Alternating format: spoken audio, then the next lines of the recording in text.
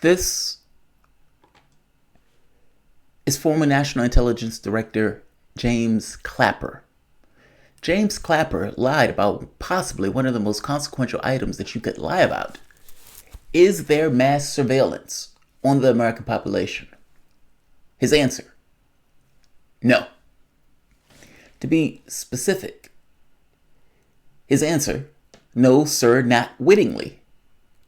That was a lie. There was no ambiguity about it. That was an out and out, running in the daylight, singing at the height of his lungs lie. There was no consequences for that. None. He wasn't arrested. He wasn't prosecuted. No consequences. He lied. Obama wouldn't even fire him. He lied to Congress, by the way. This is Brennan, another Obama guy. He is about to lie flagrantly to Congress, again, on another extremely consequential item. Have you been spying on the Senate committee? This is the annual threat assessment, is it not? Yes. I think, Senator, as you well know, there were very unique circumstances associated with this whole affair. These were CIA computers at a CIA leased facility. It was a CIA network that was shared between Senate staffers conducting that investigation for your report, as well as CIA personnel. When it became quite obvious to CIA personnel that Senate staffers had unauthorized access to an internal draft document of CIA, there was an obligation on the part of CIA officers who had responsibility for the security of that network to investigate, to see what might have been the reason for that access that the Senate staffers had to that document. They conducted that investigation. I spoke to the chairman and vice chairman about it. I tried to make sure they understood exactly what the challenge was that we had. We conducted that investigation. I then subsequently referred the matter to the IG when the Senate leadership was concerned about the actions of CIA officers. I also subsequently convened an accountability board.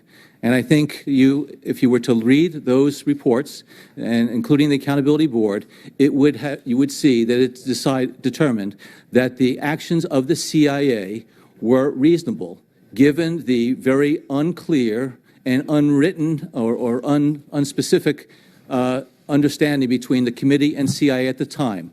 In terms of Mr. what... Director, my time is short, but that's not what the Inspector General or the review board... I respectfully disagree with you, I'd like to Senator. read the exact words. The exact words of the review board were, it resulted in inappropriate access to SSCI work product. And your Inspector General reached the same conclusion. And so the question here is when you're talking about spying on a committee responsible for overseeing your agency, in my view, that undermines the very checks and balances that protect our democracy, and it's unacceptable in a free society, and your compatriots in all of the sister agencies agreed with that. Now, you disagree? Yes, I think you mischaracterized both their comments as well as what's in those reports. And I agree that there was improper access that Senate staffers had to CIA internal deliberative documents. Was that not inappropriate, unauthorized? I can tell you, having talked at length to our staff, everything that we determined they did was appropriate, but I asked about CIA conduct, and two reviews, the Inspector General and your review board, said it was improper. Yes, and I'm still awaiting the... Wyden here is not taking any shit off of Brennan because, again, he is the report showing that what Brennan is saying here is not true. Were you spying on us? The answer is yes, they were spying on them. And keep in mind, this was for things like the torture report and all of this kind of sensitive stuff that was massively embarrassing to the CIA. No consequences. He wasn't fired, he wasn't locked up, none of that stuff. No consequences. Roger Stone, a con man, a jinxer, a Loki in American politics that's been around going all the way back to the Nixon era, is indicted for lying. Now, the Russiagators, and this becomes that much more sad that this is the only case that came out of Mueller's investigation that relates to 2016. The only one. And it is powered by a conspiracy theorist, a comedian, and a con man. And the prosecutor is trying to get that con man for lying. Now, to the Russiagator's chagrin, it is not for colluding with WikiLeaks. Because Roger Stone, had no links to WikiLeaks. He might have wanted them, but he did not have them. And despite not having them, he's on trial for essentially lying to the prosecutor or to lying to Congress. None of those other people on these monumental issues were touched at all. And one person after the next in the Trump administration. I am not saying that these people didn't have flaws. They did have flaws. That's not really my point. The applauding that I see sometimes from people being locked up and prosecuted for stuff that other people don't get prosecuted for is disturbing to me. Whether you think Stone deserves this or not is a little bit secondary. Whether you thought Manafort deserved it or not is a bit secondary to my basic point that it seems that some people get a pass and others don't. And that's somewhat of a dodgy political process where anybody, for the most part, depending upon your political disposition and whether or not you are part of a favored few, whether or not you get prosecuted. They raided Stone's house. This is for lying now. This is for lying. Those are people in gear raiding his house in the early morning hours with guns drawn, lying to Congress, lying about a conspiracy theory. They're charging him basically because he didn't give them a certain information that they wanted, that he threatened one of the witnesses, meaning obstruction of justice, and also not telling him the go-between, not giving Congress the go-between between him and supposedly WikiLeaks. Again, all of this depends upon Jerome Corsi, an out-and-out, running in the daylight, singing at the height of his lungs conspiracy theorist, that people acknowledge as such, as a conspiracy theorist. Critico, a comedian, that says, I have no links between WikiLeaks. I have no conduit. I have no information that the rest of the public did not have. I am not a go-between. And Stone, again, a con man that is known to be such. They raided his house over a lie. But they couldn't get their hands on the Democratic servers. I want to talk about this case for a bit. One of my subscribers, Luca Clemente, asked me, what is Roger Stone charged with? This trial, I am going to call trial of the ridiculous. Because whether or not Roger Stone lied to the Senate or whatever, or lied to Congress, is secondary to this notion that some people get charged and others don't. It is a massive deal if the head of the CIA is spying on the organization that is supposed to oversee the CIA. It is also a massive deal if the head of the intelligence director gets in front of Congress and outright flagrantly lies. No raid on those houses, but the raid on Stone's. What is Roger Stone charged with? Let's talk about it. Welcome to the Soapbox.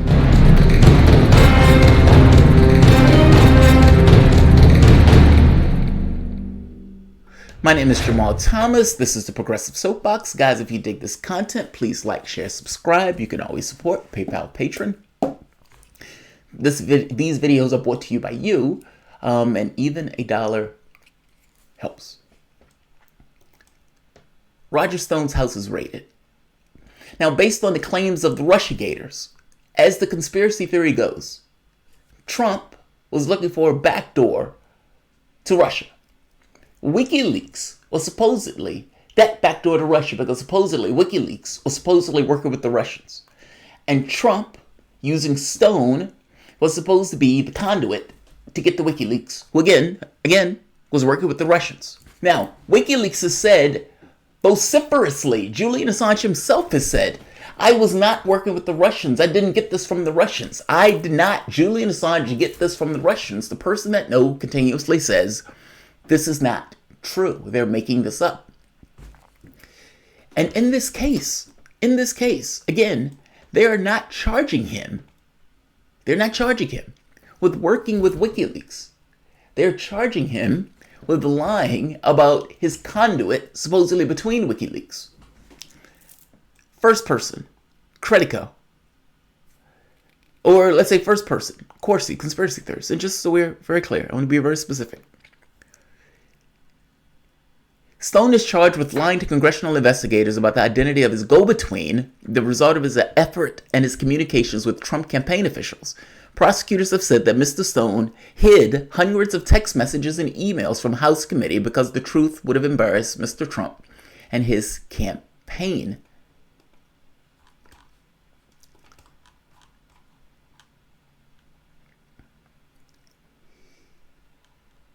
Now, the important point here to understand is that even the New York Times makes it very clear, because this is, I call it the last gasp, the undignified gasp of the Russiagators. Because if they're right, Stone needs to be a conduit between the two parties, meaning between WikiLeaks. This is the New York Times. He was the access point to Julian Assange, Mr. Bannon said, who was dressed in black, spoke in clipped tones, and frowned almost continuously. In fact, Stone, a former campaign advisor, had no real ties to WikiLeaks, though he repeatedly tried to dispatch intermediaries to obtain stolen emails or information about what they would be released. Now, all of this started because Credico puts out a tweet that effectively says Hillary Clinton's campaign is going to be over. Stone, I'm sorry, not a tweet, a message to Stone saying campaign is going to be over. Stone essentially made it look as if he had some kind of back channel to WikiLeaks. Stone said that this back channel was Credico. Now, Credico, when asked about this, says, I am not a back channel for WikiLeaks. Yes, I wanted to get Julian Assange on my show because it would be a really good get and I could hold it over Stone's head. But I was not a back channel. I asked about the emails, but I got no information in return. Meaning, this notion that these guys were working together, he had no information, you've been had. All of this was based on a conspiracy theory. The go-between, supposedly, Credico and Corsi, again, Corsi, conspiracy theorist, Credico has just, for the most part, put a knife in this notion that he was a go-between between these 2 points. He was not. He was not. Aaron Mattei puts it best. It's so perfect that a trial to grow out of Mueller's investigation that directly contradicts or that directly relates to the events of 2016 centers on a conspiracy theorist, Stone, who used another conspiracy theorist, Corsi, and a comedian to fool people into believing he had inside info. Even the New York Times says he does not have information on this. Here's the catch. He still may get convicted. Because again, the trial is not about whether or not he was actually working with WikiLeaks, even though it grew out of that. Ultimately, they're getting him for lying about his go-between. Now, the problem is, even though Credico was not a go-between in a technical sense, he did threaten Credico. Now, he threatened Credico. Credico said he threatened me, my friend, and my dog. And this is going to be counted as obstruction of justice or witness tampering. Credico makes the point that says the reason that he was threatening me was because he didn't want to feel like it'd be embarrassed because of the information that I knew, which was he had nothing. Meaning all of this was a hoax. Credico's point is he wasn't threatening me in order to lie on his behalf in regards to the go-between stuff. He was threatening me because I knew that there was no link between WikiLeaks, meaning he was a fraud. He didn't have what he said he had. And the Trump administration, maybe not, was looking at him as that go-between. But again, the go-between didn't exist. And this is Bannon talking, by the way. Bannon is on trial essentially explaining, yeah, he didn't have the goods. He didn't have the goods. The information that was coming out for WikiLeaks was already scheduled to come out when it was going to come out.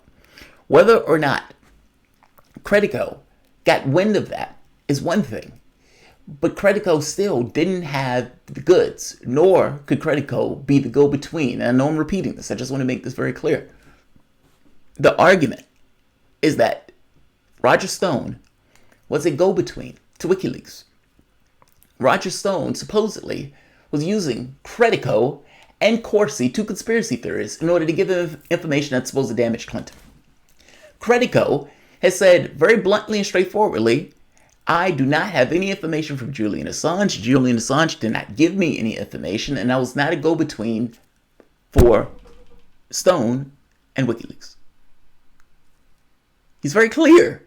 That means that Stone had nothing. Stone had nothing. All of this bakes out of a conspiracy theory. But again, that's not what he's charged with. He's charged with lying about his go-between and withholding information that was supposed to be given to Congress. Because of those charges, he could be convicted.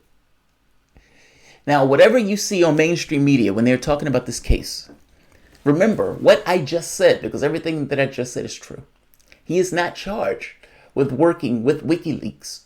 That's not his charge. His charge is lying about the go-between and withholding information, meaning text messages and whatnot, and threatening a witness, meaning Credico. This is different than what some of the people have been talking about. Empty wheel looking at you on Twitter and media. I'll leave this here. I don't want this one to be long. But this trial is ludicrous. This trial is ludicrous.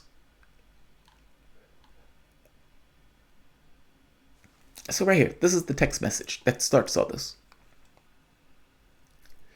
Text messages purported to be inside dope on plans of one of Credico's heroes, Julian Assange, released damaging emails that could shake up the U.S. presidential election. They read, big news Wednesday. Now, pretend you don't know me. Hillary Clinton's campaign will die this week, October 1st, 2016. These were drunken messages by Credico. Now, again, it's possible that Credico got wind of something, but it doesn't seem like Credico had anything in actual matter of fact.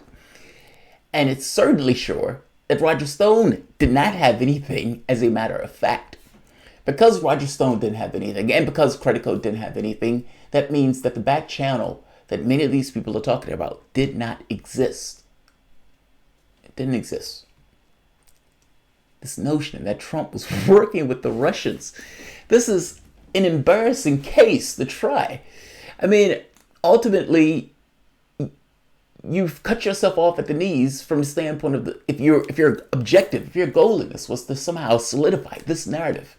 That narrative is undermined by the case itself and by the people who are coming up and giving their testimony. It's just amazing. All right, I'll leave this here. There was something else that I'm not remembering.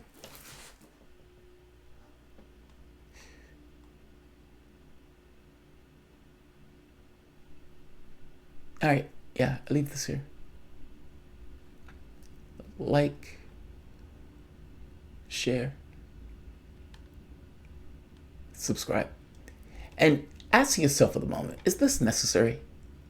Whatever you think of, what's his name? Roger Stone. Is this necessary and appropriate force for somebody who was caught lying? Especially when the other people who were also caught lying were given a pass. A complete pass, by the way. There were no charges for any of those people, Brennan or Clapper. And mind you, these aren't the only people who've lied to Congress. These are not the only people who've lied to Congress. I'll end this here. Like, share, and subscribe. Donald Smead. A national service requirement is probably necessary to bring the federal bureaucracy into constitutional alignment. When 2 days a month, we all work for one of the agencies. Donald Smead, there needs to be something. Whatever that something is, we need another arrangement. This arrangement is not working. Charles Calvin, Kyle Kalinske said WikiLeaks didn't get from Russia. They did not get it from Russia. Julian Assange keeps saying that. He said that more times than enough. He's been asked this question, and he said it very clearly.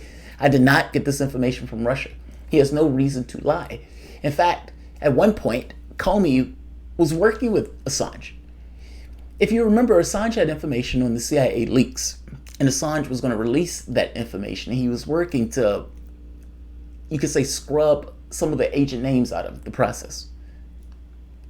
Bad blood was created when at some point they broke off negotiations.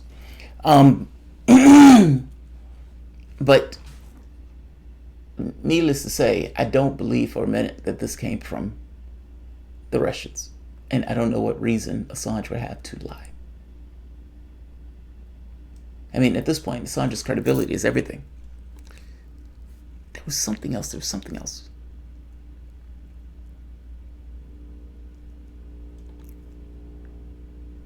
specific. I'm sorry. I'll cut this one in after the video. He was hit with 7 counts. I'm trying to find the exact charge. It's central to the prosecution's case that in 2017, Stone lied to Congress and obstructed a House Intelligence Committee investigation of the Russia scandal when he claimed that he had a back channel intermediary to Assange who tipped him off on what WikiLeaks had in store to torment Clinton campaign. Stone at first identified his secret source as an unidentified journalist. He then later fingered the source Critico, the comedian.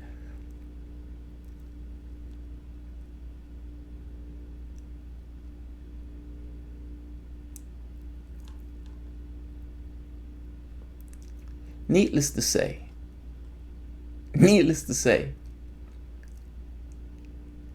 that if you are a Russiagator, this does not help your case. Even if Stone is convicted, Stone is not convicted because of working with WikiLeaks. He's almost convicted for not working with WikiLeaks. It's almost the opposite. Ultimately, he did not have the goods that he said he did. And here's the thing. When they asked him if he was a back channel, he said no. Their issue was, his lie was about the go-between. Meaning he didn't lie to them about, do you have any kind of information or connection to WikiLeaks? He says, no, I do not. That wasn't his lie. That's not what they're charging him with. His lie is about this notion of a go-between. And he fingered Critico, and they are using this to go after him in part. There are multiple charges, but those charges relate to him lying or threatening the witness, meaning obstruction of justice. Let's see. And withholding communications, meaning text messages. That's what he's being charged with.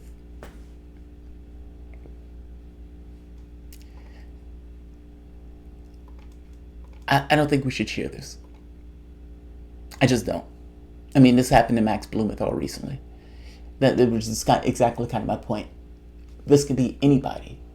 This turns into a banana republic where you have some charges, some people who are above this notion of persecution or prosecution for crimes that they commit, and others, they get a treatment like this.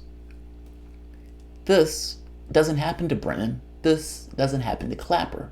This doesn't happen to Susan Rice when she says, oh, I was just following the law when I was unmasking these various people. This doesn't happen to people like that. Why not? And why does this happen to him? And does lying warrant this type of response? Be honest with me for the moment, whether you're on the left, right, or in between. Does this seem punitive? Again, this is not rah-rah Roger Stone. This is more of a point of, this could be any of us. This could be any of us. Any of us that don't have that seal of approval from the establishment class gets this treatment. The media didn't flip out when this happened. And the media didn't flip out when Brennan and Clapper, when this didn't happen to Brennan and Clapper. This is not rah-rah Stone. This is a rah-rah that this treatment seems massively punitive and unnecessary. And that this could happen to any of us. That's my only point. Like, share, subscribe. Charles Calvin, thank you. I've been trying to get your thoughts. Yeah, I don't believe they got this from Russia, Charles. I mean, WikiLeaks, let me say it this way. There's nothing to give credence to it. And because there's nothing to give credence to it, I don't buy it. WikiLeaks said it didn't happen, and there's nothing to give me this kind of indication that it did other than these proclamations from our intelligence services attesting to such. That is not enough protestations, meaning them saying, yes, this came from Russia, yes, this came from Russia, and the public accepting it, and the media accepting it, and just kind of building from that. I don't accept that. WikiLeaks has said very clearly, I did not get this from Russia. So, those are my thoughts on it. Like, share, subscribe. Thanks all.